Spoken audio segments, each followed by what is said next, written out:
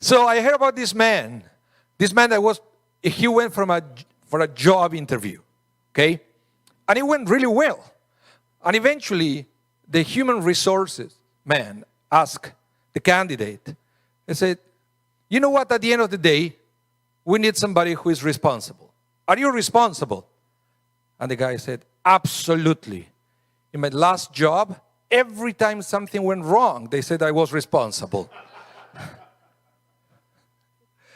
I want to talk to you today about the courage to be together.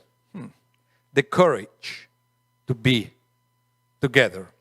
And you know, it's easy to think that you can go through life on your own. But you won't reach your highest potential by yourself. I would suggest that we should never isolate ourselves and things like, I'm strong enough. I'm tough enough. I'm skilled enough. I'm talented enough. You see, that might be true. That might be good enough for what you have in mind for your life. But I'm pretty sure that's not enough for what God has in mind for your life. God has something bigger and more rewarding that you cannot do by yourself. And then that brings us to the question.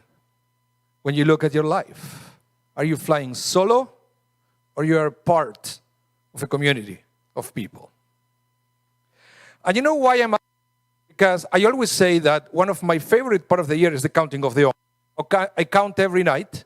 But not only that I count the numbers, I always try to have a little study or a little meditation attached to that week. And why is that? Because according to the Kabbalist, every week of the counting of the Omer represents one of the Sefirot of the tree of life of Kabbalah. It's a very Kabbalistic thing. You count the Omer. Every week represents one Sephirah. And within that week, every Sephirah will intersect with another one. So we have the week corresponding to one Sephirah, and within that week, every day will correspond to two different Sephirot. And the rabbis say that there is a teaching that we can get from each one of those days when we analyze and we connect with those days from a Kabbalistic point of view. So, this week is the week of Yesod. That's the name of one of the Sefirot. Yesod. Yesod sometimes is translated as foundation, but it's also the concept of connection. So Yesod is the concept of connection. So the rabbis explained that for the week of Yesod, we should work towards finding a way of improving the way we connect. With who? With everyone. The way we connect with God, the way we connect with family, the way we connect with friends, the way we connect with community.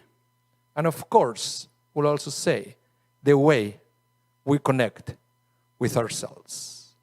Yesod, the week of Yesod, is the week that we understand that we need to connect with other people.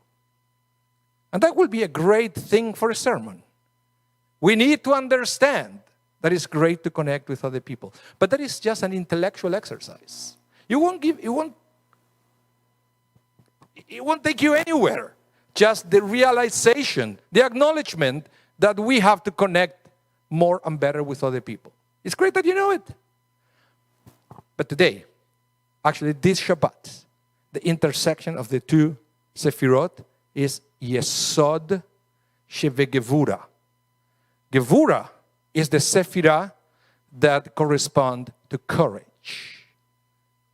So when we read that today is Yesod Shevegevura, today is when we should be not just thinking, but working towards ways, concrete ways to connect with each other and to connect with God. Today we meditate on the courage we need to make the connection a reality. Yesod, makes you realize that it's necessary. Gevura Shebeyesov gives you the courage to make that happen. Because it's not the same, the awareness versus doing something.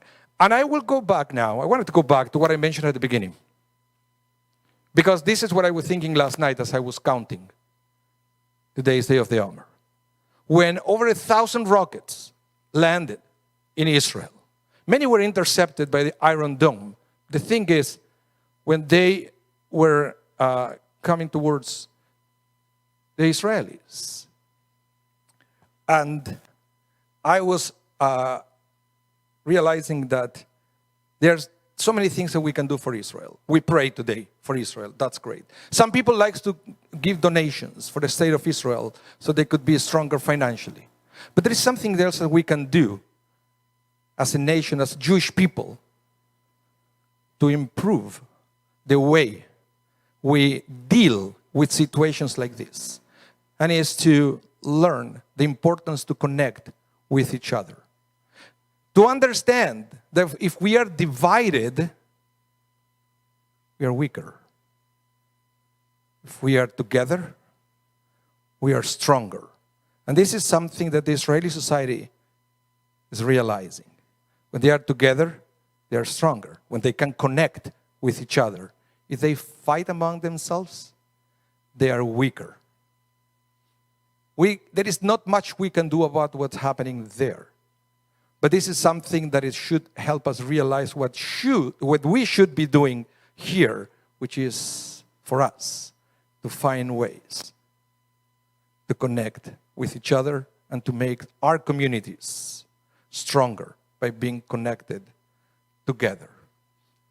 You know, I was realizing that the problem is that we disconnect from each other as soon as we start putting labels.